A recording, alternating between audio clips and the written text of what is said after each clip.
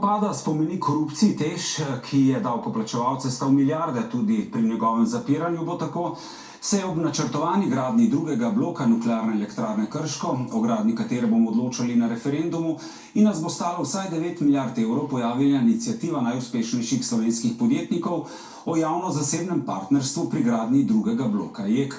Uspešni slovenski gospodarstveniki s pobudo JEK2 državi sporočajo, naj jim omogoči aktivno vključevanje pri načrtovanju, nadzoru in vlaganju v projekt gradnje drugega bloka jedrske elektrarne. Kako si predstavljajo javno-zasebno partnerstvo pri najmanj 9 milijard vrednem projektu, koliko denarja bi podjetniki vložili v projekt JEK2, kako bi poskrbeli za večjo transparentnost in preprečevanje korupcije, ter kaj od države pričakujejo v zameno. Naš gost je eden najuspešnejših slovenskih podjetnikov, ki ga pozna ves svet, Igor Akrapovič. Dobro večer. Dobro večer.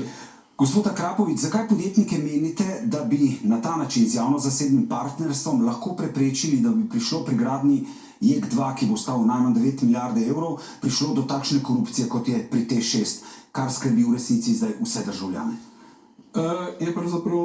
Mi smo to inicijativo začeli lanskem letu, junija smo jo tudi predstavili našemu premierju. Takrat je bil tudi imenovan državni sekretar za jedrsko energijo in potem smo začeli s prvimi, razgovori. Videli smo, da se stvari ne odvijajo tako, kot smo si mi želeli, zato smo stvar malce pohitrili, tako kot smo navajeni mi podjetniki, se držimo načela just do it, tako da smo potem najeli priznano odvetnico Ano Stanič, ki je pripravila z Paulom Murphyjem eno zelo zanimivo študijo. Pripravila se je res v kratkem času, v 5 mesecih, v katerih smo videli, kako so se pravzaprav gradile vse jedrske elektrarne v zadnjih 20 letih.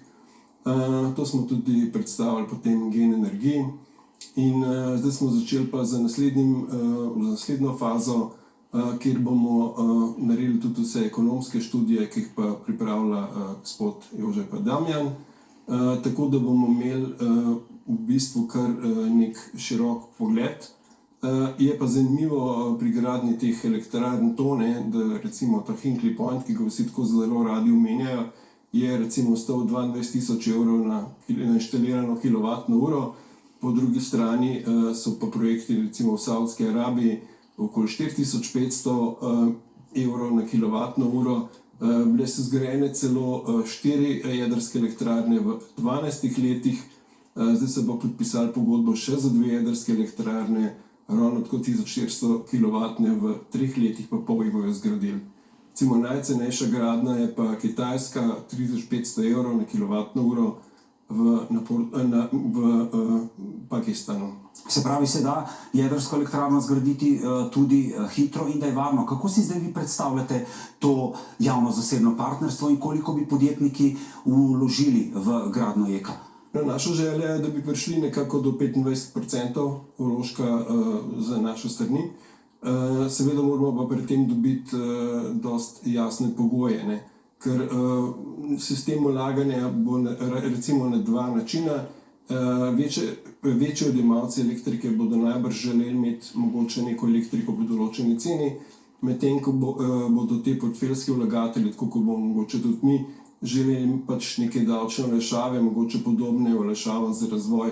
Tako da mi bi radi dobili zelo jasne signale od države, videli, kako bi lahko sodelovali in šele potem bomo lahko seveda tudi pogovorili se z ostalimi in videli, koliko bo tega denarja za to vlaganje. Koliko pa ste vi recimo osebno pripravljeni investirati, če bo prišlo do tega javno-zasebnega partnerstva?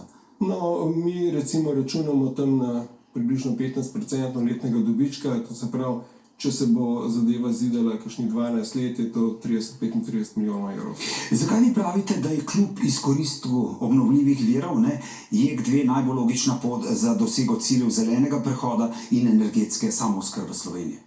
Ja, zelo preprosto, obnovljivi viri, predvsem solarna energija deluje pravzaprav samo 1/8 časa v letu, vse ostalo pa je treba to energijo nekako shraniti. In zdaj poleg teh hidroelektrarn, kjer se prečrpava voda, je edina opcija pravzaprav so baterije. Baterije so pa izjemno drage, lahko pogledamo študije, Kaj pravijo? Za eno noč, recimo za celo Slovenijo, 12 milijard bi stala taka baterija. Tudi kolega Jure Knez je delal neke študije za pravzaprav svoje objekte in oni so zračunali, da bi za en teden delovanja samo na baterije porabili približno 150 milijonov evrov. Se pravi, dražji kot objekti sami. In ta zadeva seveda ne pije vode, tudi iz razloga, ker baterije, maksimalna njihova doba je recimo 20-25 let, potem jih je pa treba razgraditi, medtem ko jedrska elektrarna bi pa novejša gradnja sigurno zdržala 80 ali mogoče 100 let. Zakaj je ta zanesljiva oskrba električne energije tako pomembna za podjetnike, gospodarstvo? Ja, zaradi tega, ker smo se pač tega naučili pred 2 leti, ko je nastopila kriza, ko smo bili odvisni od trga in lahko rečem, da smo plačevali tudi 12-kratnik cene elektrike. Konkretno mi smo nakupovali tudi po 800 evrov za megavat, normalna cena je bila pa recimo 60. Ne. Tako da v tistem letu smo se pač naučili, da elektrike ne moramo imeti kot samoumevne, da če si prepuščen trgu, potem zelo hitro lahko nastopijo težave. In recimo mi smo podjetje, ki relativno malo energije rabi. Medtem ko bo večja podjetja, pa to zelo težko preživijo. In če pa rečemo po drugi strani, nekateri si želijo mogoče deindustrializacije Slovenije, zaprli smo Talum, ki je bil 7% celotne porabe slovenske elektrike. In zdaj, če želimo iti s tem trendom, lahko zapremo še jeklarne, papirnice, ampak ne vem, kje bodo pač potem naši ljudje delali. Najlepša hvala, da ste bili naš gost. Hvala. Sledi